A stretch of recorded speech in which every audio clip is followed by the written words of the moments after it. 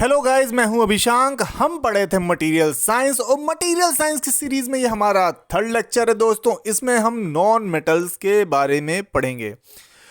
अच्छा, इनका नाम नॉन मेटल्स क्यों पढ़ा? नॉन मेटल्स यानी कि जो मेटल नहीं है, यानी जो मेटल के अपोजिट बिहेवियर शो करता है। इसीलिए नॉन मेटल्स वो एलिमेंट्स होते हैं दोस्तों जो वो प्रॉपर्टीज शो करते हैं जो मेटल के बिल्कुल अपोजिट होती है।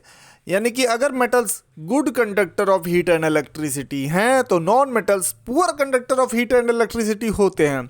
अगर मेटल्स स्ट्रांग हैं, स्ट्रेंथ उनकी अच्छी होती है मेटल्स की, तो नॉन मेटल्स ब्रिटल नेचर के होते हैं। अगर मेटल्स मेटेलिक लस्चर शो करते हैं तो नॉन मेटल्स मेटेलिक लस्चर नहीं शो करते हैं। काफ़ी इजी है ना दोस्तों। कुछ एग्जाम्पल्स नॉन मेटल्स के दोस्तों, जैसे कि hydrogen, oxygen, nitrogen, carbon, sulphur, ये कुछ एग्जाम्पल हैं नॉन मेटल्स के। अच्छा, नॉन मेटल्स मेटल के अपोजिट प्रॉपर्टीज शो करते हैं।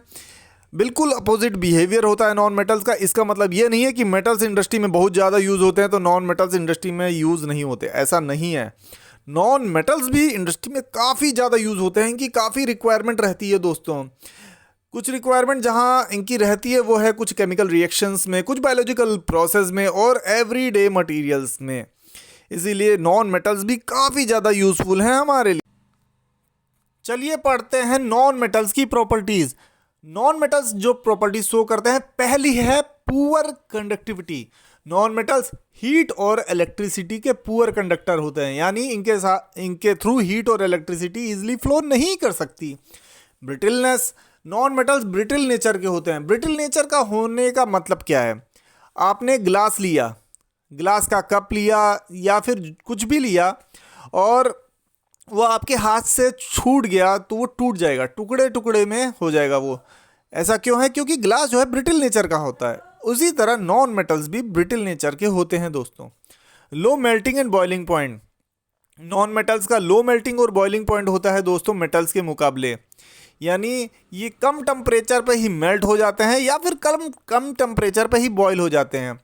नॉन मेटल्स का डल अपीयरेंस होता है, यानी इनके अंदर मेटेलिक लस्चर तो होता नहीं है। मेटल्स के अंदर मेटेलिक लस्चर होता है, वो चमकते हैं मेटल्स, पर नॉन मेटल्स चमकते नहीं है, डल अपीयरेंस होता है। ये थोड़ा सा फीका अपीयरेंस होता है इनका। डल मतलब फीका appearance. Non metals varied state में पाए जाते हैं दोस्तों, यानी रूम टेम्परेचर पे ही ये सॉलिड भी हो पाए जा सकते हैं, लिक्विड स्टेट में भी पाए जा सकते हैं या फिर गैस स्टेट में भी पाए जाते हैं।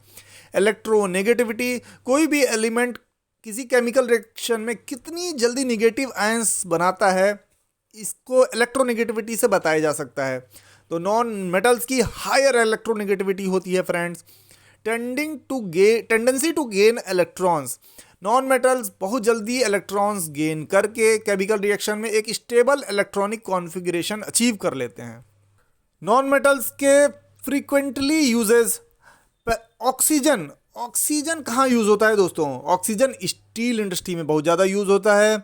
स्टील मेकिंग प्रोसेस में ऑक्सीजन फ्यूल्ड होती है स्टील मेकिंग प्रोसेस, तो उसमें बेसिक ऑक्सीजन प्रोसेस बीओपी में ये यूज़ होता है।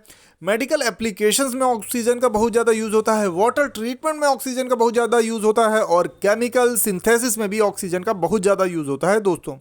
नाइट्रोजन, नाइट्रोजन इनर्टिंग और ब्लैंकेटिंग एप्लीकेशन में बहुत ज़्यादा यूज़ होता है। जहाँ भी अमोनिया का प्रोडक्शन करना होता है फर्टिलाइजर्स के लिए, वहाँ नाइट्रोजन का बहुत ज़्यादा यूज़ होता है। और एज अ रेफ्रिजरेंट नाइट्रोजन का बहुत ज़्यादा यूज़ होता है।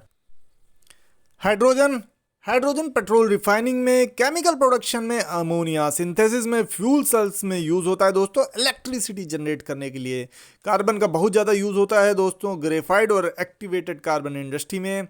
स्टील मैन्युफैक्चरिंग में तो कार्बन का बहुत ज़्यादा यूज होता है, क्योंकि स्टील में कार्बन हार्डनेस को बढ़ाता है। इलेक्ट्रोड्स को बनाने में कार्बन का बहुत ज़्यादा यूज़ होता है। बैटरी मैन्युफैक्चरिंग में कार्बन का बहुत ज़्यादा यूज़ होता है और प्यूरिफिकेशन प्रोसेसेस में कार्बन का बहुत ज़्यादा यूज़ होता है। सल्फर, सल्फ्यूरिक एसिड के प्रोडक्शन में बहुत ज़्यादा यूज़ होता है।